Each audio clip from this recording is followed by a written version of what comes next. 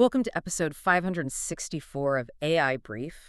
So we are going to start with Wall Street giving a major reality check on the AI ambitions over at SpaceX, and then we are diving into some mind-blowing new milestones in humanoid robotics from 1X and Hyundai. Plus, we have to talk about Mistral jumping into the physical world. Oh, absolutely. And we will wrap things up with a roundup of top productivity tools you can deploy right now to totally change your workflow. I mean, the overarching theme today is really about how the industry is currently bridging this massive gap, between these wild sci-fi visions of the future and the highly lucrative but very practical execution that the real world demands right now. Moving from that broad theme of sci-fi versus reality straight into Elon Musk and his space ambitions. Let's get into it. So Musk has been actively pitching this vision of using SpaceX to power AI straight from orbit, like using space-based data centers. Which, I mean, sounds incredible on paper.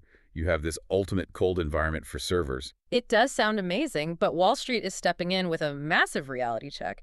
Analysts from places like Morgan Stanley and Reuters are heavily discounting this whole outer space compute vision. Oh, wow. Why are they pushing back so hard? Well, they just consider the entire concept to be completely technically and financially speculative at this point.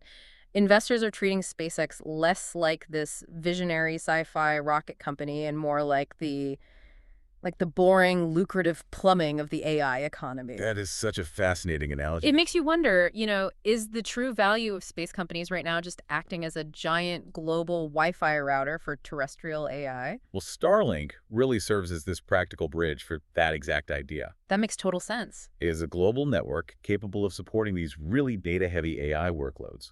Plus, enterprise connectivity on Earth. So they are essentially controlling the flow of information. Absolutely. It gives SpaceX ownership of one of the absolute hardest-to-copy layers of AI infrastructure out there.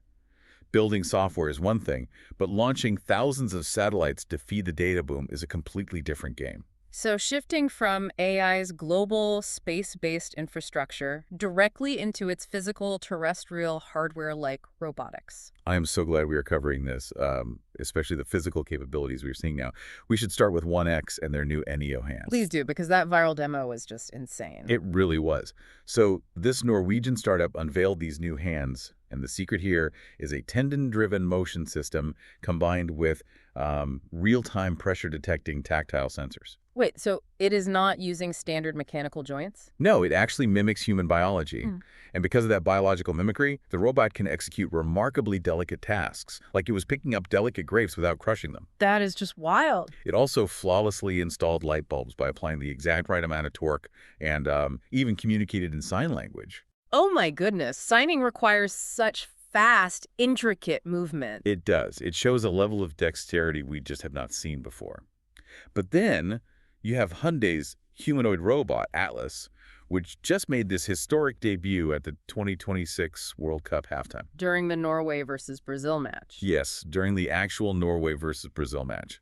Atlas walked out onto the pitch and performed goal celebrations from Erling Haaland, Harry Kane, and Son Heung-min. I cannot even imagine the engineering pressure of a live event like that. It is the ultimate nightmare environment for a robot. But Atlas finished the athletic routine and then delivered the match ball directly to the referee. In front of thousands of screaming fans. Which is the entire point of the demonstration. It proved the robot's reliability in a live, high-pressure, incredibly chaotic stadium environment. That is a massive stress test. Definitely. And to tie this hardware evolution together, we have Mistral's Robustral Navigate. Their new robotics model release. Yes. The French AI startup just released this. It works across hardware from multiple suppliers for factories and warehouses. It is completely hardware agnostic. That is a huge strategic move. It is. It pushes Mistral into direct competition with NVIDIA and Google DeepMind, especially following DeepMind's acquisition of MEAI. Connecting these three stories, it is so clear that AI is rapidly breaking out of the chatbot window. Without a doubt. It is gaining this unprecedented physical dexterity, live-action reliability, and true factory-level automation. It is moving so fast. So shifting from futuristic physical robots back to the immediate digital tools you can use to boost your own productivity today. Let us get into the tools. I have a roundup of 6 trending tools to run through. First up is ChatCut. You essentially use this to edit a video presentation right inside ChatGPT on desktop or the web. That is going to save people so many hours. It absolutely will. Second is Sim. This is an open source workspace you use to organize custom AI agents for complex daily workflows. Managing multiple agents is becoming so necessary. For sure. Third on the list is PlugThis. You use it to create a bespoke Chrome extension literally just by chatting with the AI. Wait, really? You do not have to code anything? Not a single line, you just describe what you need. Wow. Fourth is Scarlett. You essentially use it as an AI coworker to manage and summarize all your Slack and iMessage communications. I think everyone listening needs that one immediately. Definitely. Yeah. Number 5 is ConnectMachine 2.0. You use this as an AI digital business card at your next networking event, and it remembers every specific detail about everyone you meet. That is incredible for staying organized. It really is. And finally, GPT 5.6. You basically use this as your new baseline standard for high-efficiency, intelligent reasoning tasks. You know, the practical angle to all of this is so fascinating. Tools like PlugThis and Scarlett effectively turn everyday users into developers. That is a brilliant way to look at it. It completely lowers the barrier to custom software creation for you. I mean, you just talk to the machine and it builds the infrastructure you need. Well, to summarize the through line of everything we covered today, we have gone from orbital infrastructure down to humanoid dexterity and straight into everyday digital assistance. It is an incredible technological landscape. It really is.